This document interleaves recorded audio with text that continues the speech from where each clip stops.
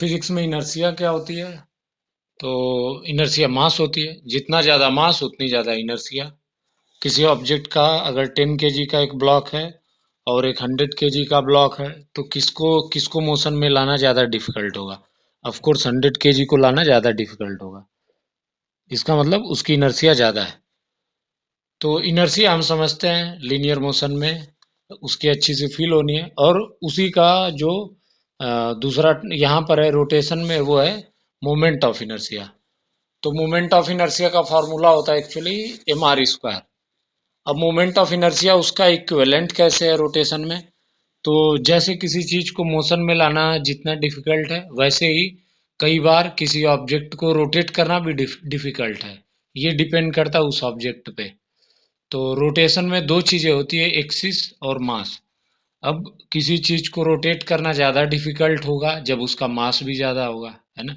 जैसे अ, एक normal door को ओपन करना, और एक उससे कई गुना ज्यादा भारी कोई डोर है उसको ओपन करना। तो जिसका ज्यादा मास होगा, जिस डोर का, उसको रोटेट करना भी उतना डिफिकल्ट होगा। तो हम बोलेंगे कि उसका मोमेंट ऑफ इनर्शिया ज्यादा है। मोमेंट ऑफ इनर्शिया मतलब inertia in the rotational motion.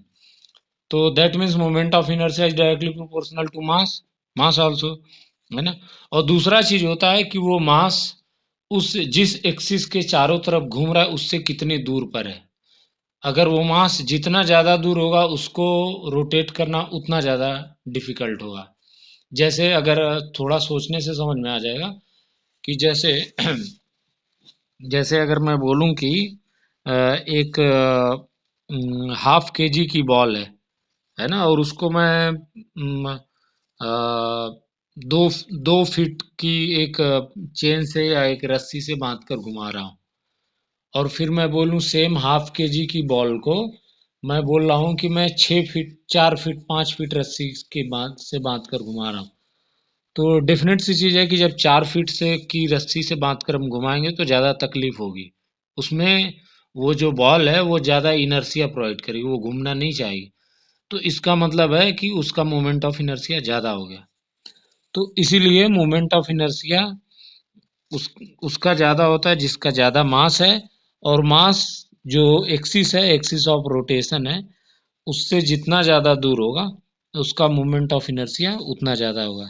That's why the formula of moment of inertia is mr², where m is the mass of the particle and r is the distance of the particle from the axis of the rotation, है ना। तो यहाँ पर जैसा कि figure में दिख रहा होगा कि जैसे वो एक लड़का है, और भाई वो जैसे एक रॉड को ऐसा रोटेट कर रहा है, और रॉड के दोनों एंड पे दो बॉल लगी है ना। से फॉर एग्जांपल कि 1 1 kg की दोनों बॉल है ना। तो उसे रोटेट कर रहा है। अब दूसरी वहीं पर कंडीशन में वो दोनों बॉल को बिल्कुल रॉड के मिडल में लेकर आया है, पास पास लेके आया है। तो क्या लगता है किसमें रोटेट करना ज्यादा इजी होगा, है ना। तो जब पास पास है तो ज्यादा इजी होगा रोटेट करना। और जब वो रॉड के दोनों एंड पे होंगे दोनों 1 1 kg के बॉल, तो उन्हें रोटेट करना ज्यादा तकलीफ होगा। इसका मतलब ज्यादा तकलीफ होगा उसको रोटेशन मोशन में लाने के लिए। इसका मतलब कि उसका मोमेंट ऑफ इनर्शिया ज्यादा है ना। इनर्शिया इनर्शिया ज्यादा है। रोटेशन में जो इनर्शिया होती है उसी को मोमेंट ऑफ इनर्शिया बोलते हैं। तो that's how we can have the feeling of what is moment of inertia. अब मोमेंट ऑफ इनर्शिया कुछ सिंपल ज्योमेट्रिकल जो ऑब्जेक्ट होते हैं उनकी याद करनी होती है कि उनका मोमेंट ऑफ इनर्शिया कितना होता है ना। उनके फॉर्मूले होते हैं। जैसे मास में हमें कुछ ही नहीं याद करना है, मास तो मास होता है। लेकिन रोटेशनल मोशन में चूंकि वो जिस एक्सिस के अराउंड में घूमता है और उसके मास का डिस्ट्रीब्यूशन कैसा है, उस हिसाब से अलग अलग ज्योमेट्री के मोमेंट ऑफ इनर्शिया अलग अलग होते हैं।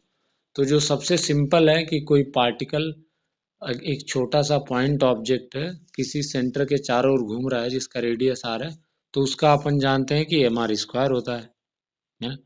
दूसरा ऐसे ही सिंपल रिंग का, तो रिंग और एक हॉलो सिलेंडर दोनों सेम जैसे दिखते हैं, है ना। जैसे एक रिंग और एक होलो सिलेंडर, दोनों अगर देखें तो दोनों के सरफेस पे ही मास होता है, तो दोनों का जो मोमेंट ऑफ इनर्शिया होता है वो भी एम आर स्क्वायर होता है ना, एम आर स्क्वायर होता है।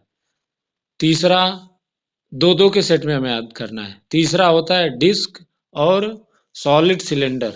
तो डिस्क जैसा है, अगर मैं बोलूं कि डिस्क, अगर एक के ऊपर एक डिस्क रखते जाएं, 50 डिस्क रख दें, तो वो क्या बन जाएगा, एक सॉलिड सिलेंडर बन जाएगा।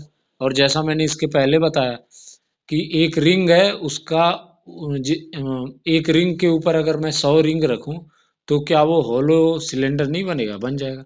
तो इसलिए होलो सिलेंडर और सिंपल रिंग का moment of inertia M R square एक ही होता है। और ऐसे ही डिस्क और सॉलिड सिलेंडर का M R square by two होता है ना, M R square by two होता है। और तीसरा इसमें जो याद करने का होता है कि सॉलिड स्फीयर, तो सॉलिड स्फीयर का होता है जैसे कि अर्थ है हमारी, जिसके अंदर भी पूरा मास डिस्ट्रीब्यूटेड है, उसका होता है 2/5 एम आर स्क्वायर, है ना। और दूसरा आता है होलो स्फीयर, कि अंदर से खोखला है अंदर से खाली है, जैसे फुटबॉल हो गया, तो होलो स्फीयर का होता है 2/3 एम आर स्क्वायर।